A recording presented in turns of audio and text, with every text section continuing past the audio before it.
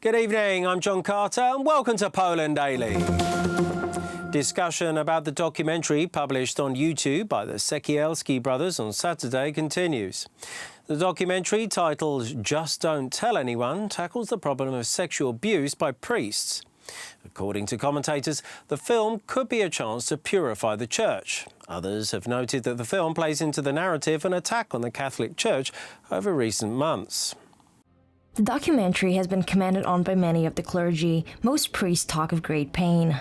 Enormous pain for these horrible crimes, because that's how they must be referred to as pedophilia crimes, crimes against love that cannot be justified. I wholeheartedly believe that this film can do much good in the church if used in the right way, but on the other hand, we must defend ourselves from falling into the trap of complete mendacity. Publicist Tomasz Terlikowski says the film gives victims a much-needed voice, although also has many sensationalist elements. Widzimy ich emocje, widzimy ich twarze. For the first time, we see the victims in such great intensity. We don't just read about them or hear about them, but we see their faces, their emotions, and above all, we see the perpetrators, many in the final years of their lives, who probably still don't realize the magnitude of what they have done. In this sense, it is a moving film. Of course, there are elements of emotional manipulation. It isn't known why Tomasz Sekielski doesn't arrange a meeting at the Redemptoris Mater Seminary, instead choosing to ride in unannounced and gather comments on the go.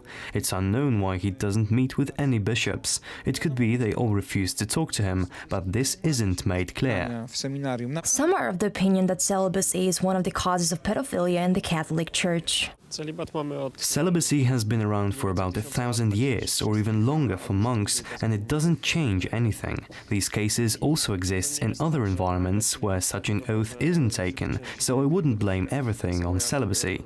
In a statement published after the premiere of the film, Archbishop Wojciech Polak apologized to the victims of sexual abuse. The Polish Ministry of Foreign Affairs has cancelled the visit of a delegation from the Israeli government. The reason for the cancellation was a change of agenda from the Israeli side. The Israeli delegation suggested a willingness to talk about the restitution of the heirless property of the Jewish Holocaust victims. Despite the fact that the Polish government finds the matter lawless, the case still causes a lot of controversy. As the Polish Ministry of Foreign Affairs says, the Israeli side has changed its delegation team at the last minute. The new team wanted to touch on the subject of restitution of heirless property of Jewish Holocaust victims. This is the reason for the Polish side cancelling the meeting. It causes more tension between Poland and Israel concerning the matter of the heirless properties. Cookies 15 movement politicians appealed to the Law and Justice Party for support for a bill to protect Poland against claims like this one. Confederation politicians claim that the ruling party is liable in this matter, while civic platform politicians say the cancellation of the visit was a mistake and that Poland should have made its position on this matter known. Ruling party politicians say it was the right decision and that Poland's stance in this matter is clear. Every meeting is a bilateral meeting and can touch on an important subject for one of the sides. In this case, we should respond to the other side, not run away from it. Mr. Kaczynski, please don't be afraid of the Cookies 15 movement. Be afraid of your own voters. Please don't be afraid of the United States and Israel. It isn't right when Israel dictates the agenda of the meeting with the representatives of the Polish government. The visit was planned a long time ago. Both sides knew its agenda. The Polish Ministry of Foreign Affairs found out about the agenda change in the last minute. This is not diplomacy. In this situation, the cancellation of the meeting was a good decision. The tensions are completely normal when it comes to international relations. We will be defending our national interests strictly. During the Law and Justice Party conference held in Putus, Polish Prime Minister Mateusz Morawiecki announced that there will be an answer to this matter and that the Law and Justice Party will find a legal solution. Law and Justice politicians have assured that we will find out about it in the next few days. A project of a report concerning the damages dealt to Poland during the Second World War was given to the highest-ranking Polish officials. According to the estimates found in the report, Germany owes Poland as much as $1 trillion. The report is the result of 2 years of work by the Parliamentary Committee for the Estimation of Compensation Germany owes Poland for the damage caused in the Second World War. A document was created which comprehensively estimates the losses suffered by the Polish Republic during the Second World War, a document that accurately depicts the entirety of the destruction from very different perspectives, of course those which can be estimated in any way. In 1947, in the report published by the Office of War Compensation, Polish losses were estimated at $48 billion, which currently amounts to $850 billion. The latest calculations indicate that this amount could exceed $1 trillion.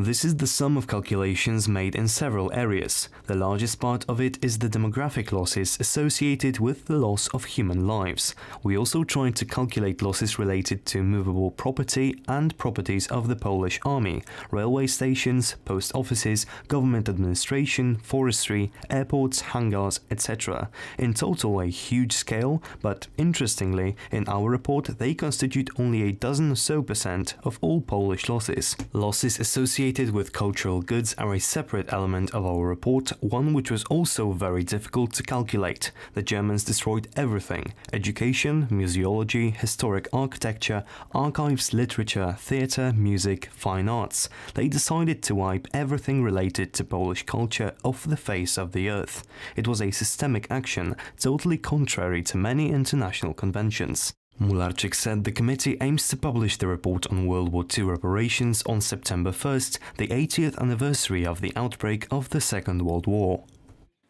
Mark Zuckerberg, the head of the social media giant Facebook, has lauded the efforts of French President Emmanuel Macron to legislate against so-called online hate speech.